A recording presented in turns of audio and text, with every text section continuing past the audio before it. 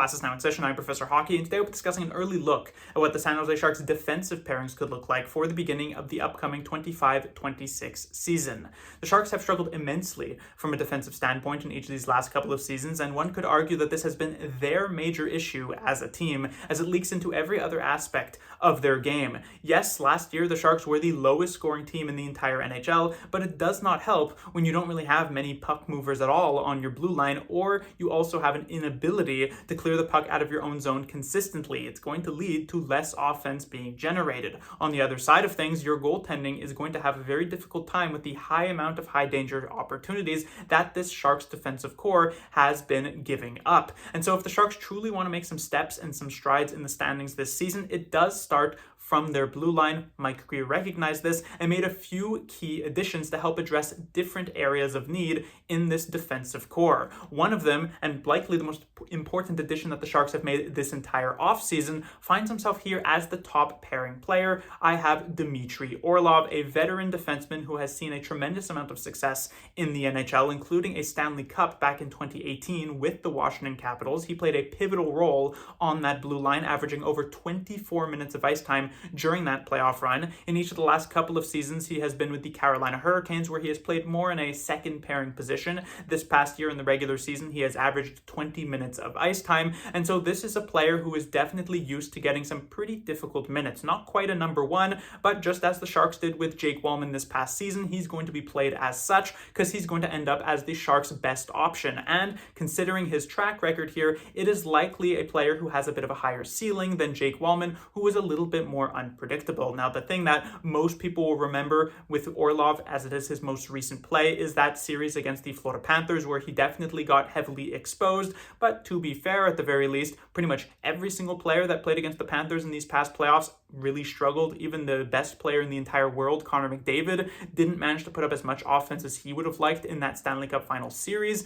And so I don't really hold it against Orlov too much. This is still a player who could truly end up elevating this Sharks defensive core. However, there is one major potential problem here, which is just how much of a buy-in are the Sharks actually going to be able to get from Orlov? How much motivation is he actually bringing to the table? Is this a player who is viewing this time in San Jose as like a new opportunity and a new challenge where he's going to put his best foot forward?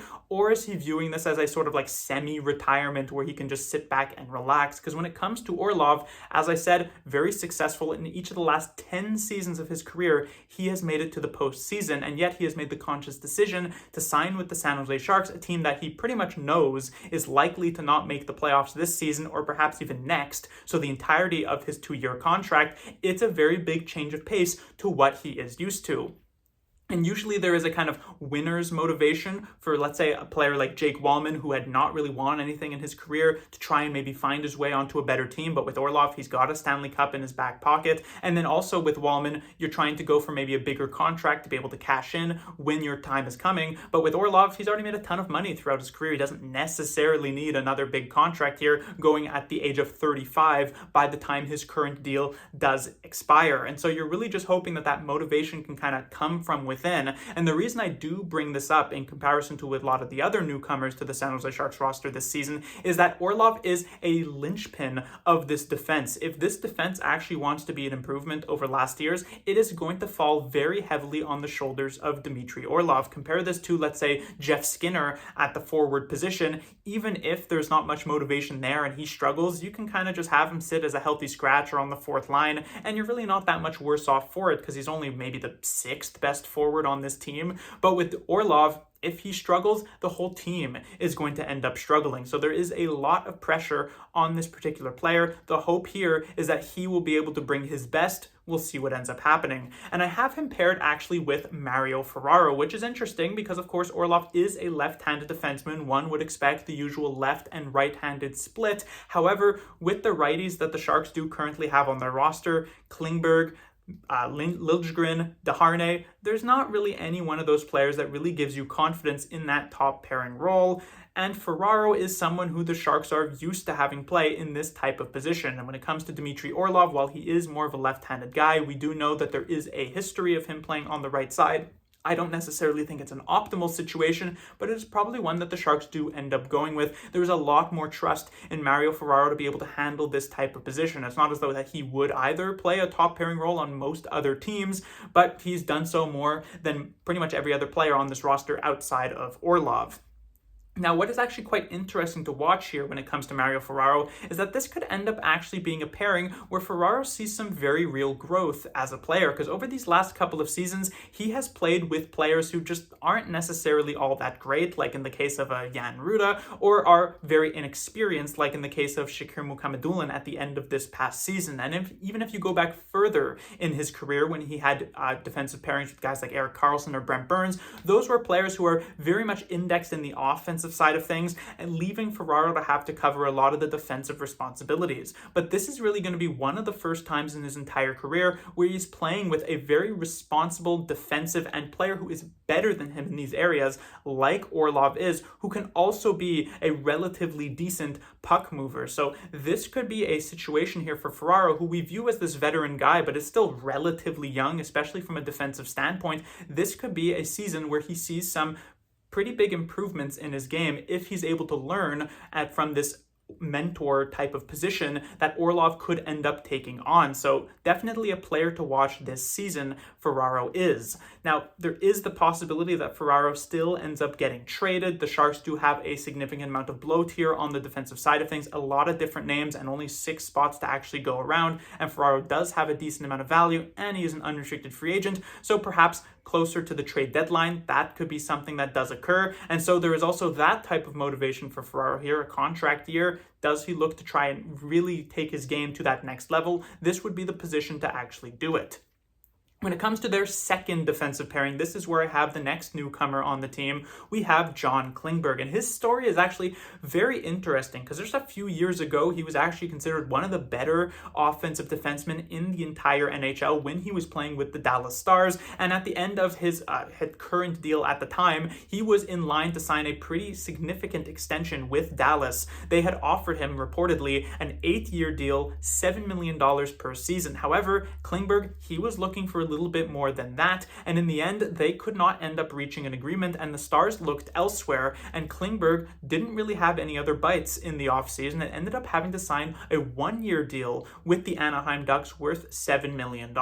And he is absolutely the prime example for what I talk about when I mentioned how these better players, the best of the best amongst free agents, are always looking to try and get that long-term deal because there is a lot of risk involved with not taking it. Klingberg ended up on a 1-year contract with Anaheim. You'd think that that's not going to be a problem. He just performs well and then he gets to sign another long-term deal at the end of the next season. But instead, he struggled immensely with Anaheim. He didn't quite manage to play himself into a better contract the following year. Then he ran into some injury trouble. So while right now Klingberg could still be making $7 million per season on the Dallas Stars payroll, instead he's making $4 million on the San Jose Sharks, trying to kind of rejuvenate his career in this spot. Klingberg does still have good value from an offensive standpoint, but defensively he is a liability. This is the reason why I didn't really want to put him onto that top pairing with Orlov. He did show a certain amount of responsibility this past playoffs with the Edmonton Oilers, which I imagine is the reason for why the Sharks were willing to give him a chance in the first place. He was rather solid from a defensive standpoint against the Kings, the Golden Knights, and the Stars through the first 3 rounds of the playoffs.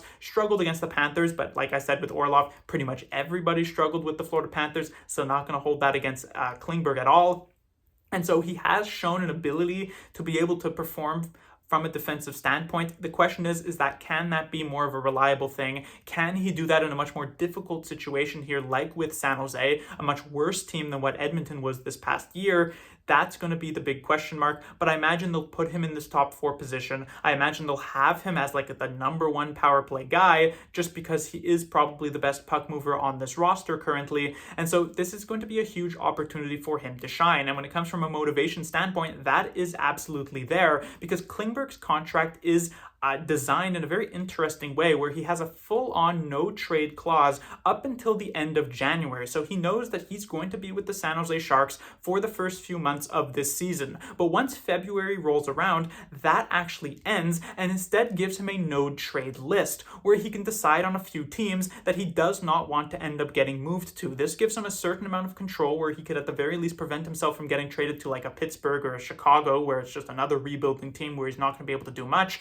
And he can try and force his way onto a more of a competitive squad. He's not going to just be able to choose his location, right? He's not going to just be able to say, okay, trade me to Florida or Edmonton, but he'll be able to have some ability to dictate where he ends up going. And if he does well, and the Sharks will certainly give him every possibility of doing so, he is a very easy trade bait who could bring back a decent return. That does seem to be the future of John Klingberg here with the San Jose Sharks. It is unlikely he's even still with the organization this time next season.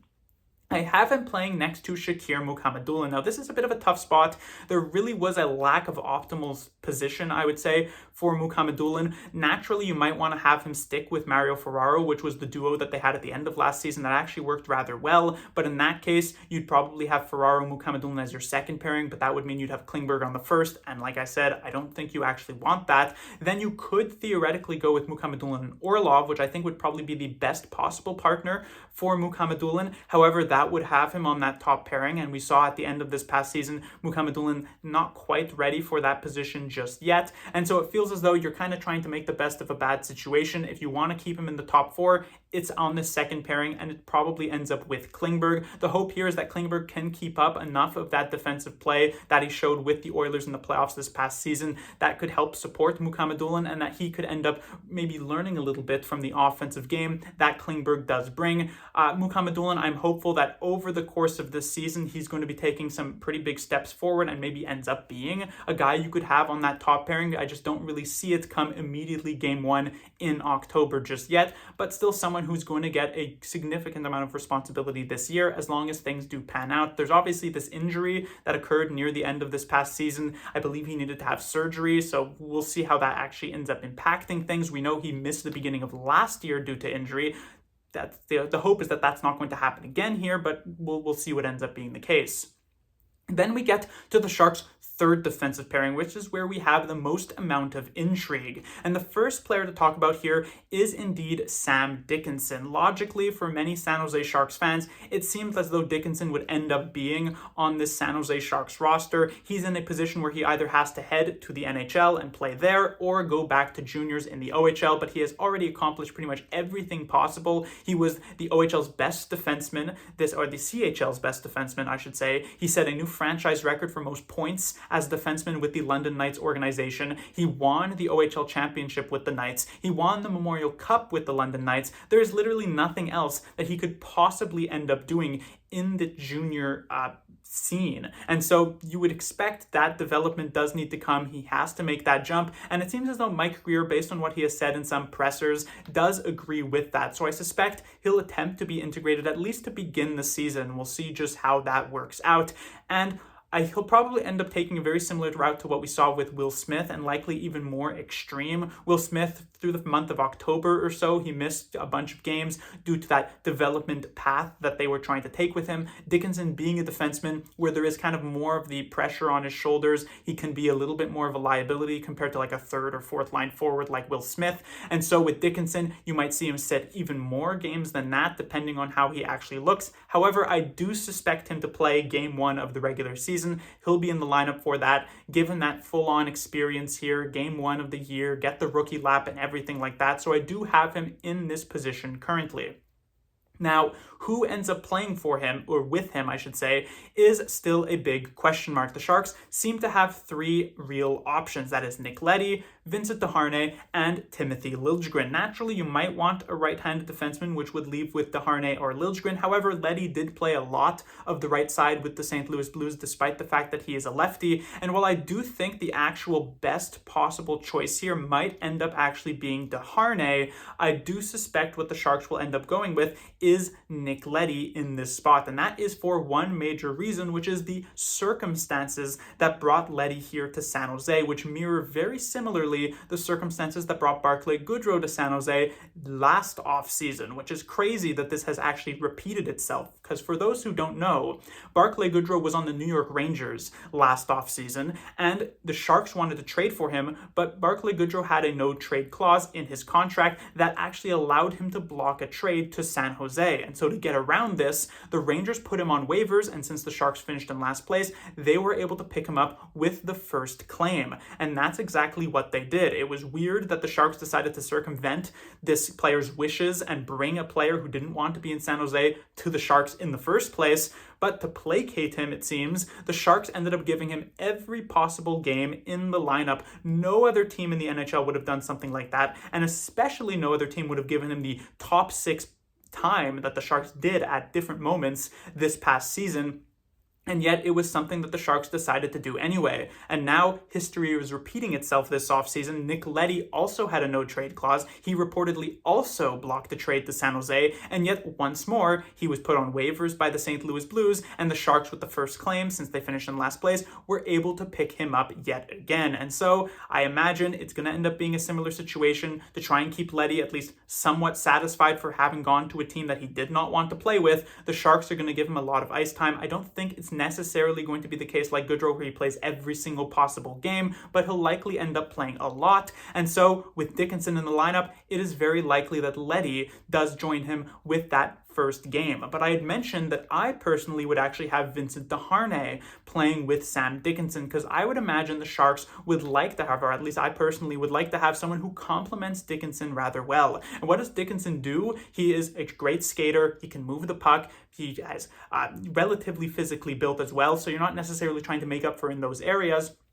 The one major issue that Dickinson has is his decision-making, his defensive awareness in his own zone. How much of a reliable player is he actually going to end up being? And so with those problems, you'd want to stick him with a much more stable defensive partner. That's not really what Nick Leddy is. The one positive of Nick Leddy's game is the ability to move the puck still decently well, but when it comes to his own zone play, it is not good anymore at this point of his career. When it comes to Timothy Liljegren, he might have the highest ceiling out of all three of these players, but he as well isn't exactly the most reliable defenseman. But when it comes to Vincent Desharnais, I feel as though at the end of this past season, he has showed a good amount of this type of stable play. It is actually a very similar reason for why the Sharks had placed him with Luca Cagnoni at the end of the season. Yes, there was also the physical aspects of things, but it's also because Desharnais is a very, very decent defensive player. I honestly think somewhat maybe underrated by certain San Jose Sharks fans who just don't really necessarily give him that respect, feel as though he's just another kind of defensive pylon, fill-in number 7 or 8 defenseman.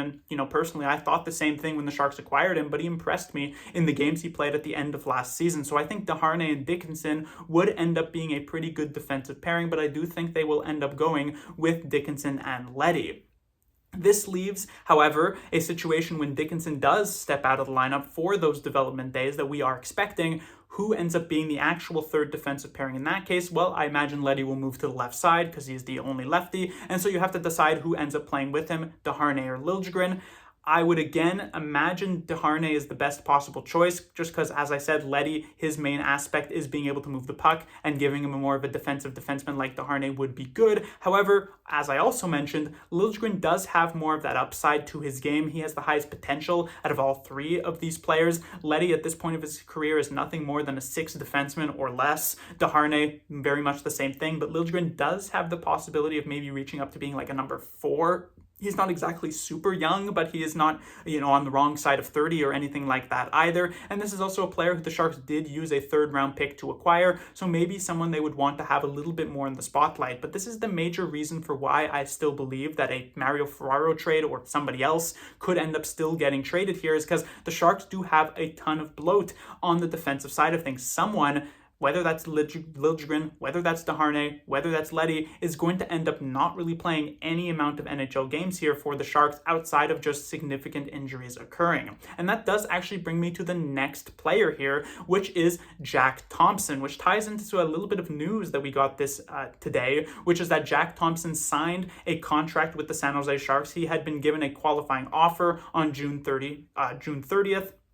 and now a couple of weeks later does end up signing that deal. However, the big note here for Jack Thompson is that he is no longer waiver exempt, which means if the Sharks are not going to be keeping him up here with the San Jose Sharks, and they want to send him down to the Barracuda, he would have to pass through waivers. And I'd have to imagine that like a young right-handed defenseman who has shown he can play in the NHL would be a pretty interesting pickup for a lot of teams, especially those near the bottom of the standings. We saw, for instance, a couple of years ago, the Sharks picked up a player like that with Ty Emberson from the New York Rangers, and then eventually ended up flipping him for Cody Ceci and a third-round pick, and then Ceci was traded for a fourth. So the Sharks got pretty good value out of that waiver wire pickup. A team like Pittsburgh could easily end up picking up Jack Thompson. And yet, as it stands right now, he's probably like at best the 8th if you want to put him above a guy like Desharnais, but likely the 9th defenseman on this team, which means there really isn't much space for him to actually get playing time. And the thing is, at this point of Jack Thompson's career, at his age, you want to try and continuously make some step forwards in your career. Last year, he played 31 games. He had 4 goals, 6 assists for 10 points. Actually, some okay production. While he might not be expecting to be an immediate full-time NHLer this next season, he's probably hoping to at the very least play a similar amount of games, 30, maybe up to 40 or even 50. But with the current makeup of the Sharks defensive roster, it's hard to imagine that being the case. And if we assume he is that 9th defenseman, just to be kept around with the Sharks and not have to put him on waivers, the Sharks would have to run with 12 forwards and 9 defensemen with 2 goaltenders on their roster. It's kind of sort of similar to what they did at the beginning of last season when they ran with 15 forwards and 6 defensemen. So it can be done. It's just not really all that optimal here. And so we'll see what ends up happening. Perhaps the Sharks do end up waiving Vincent Desharnais, despite the fact that I think he could be a decent fill into that third pairing. They might not feel the same way. Perhaps they do end up making a trade, but it is possible that the Sharks might end up losing a player for free, and hopefully that guy is not Jack Thompson.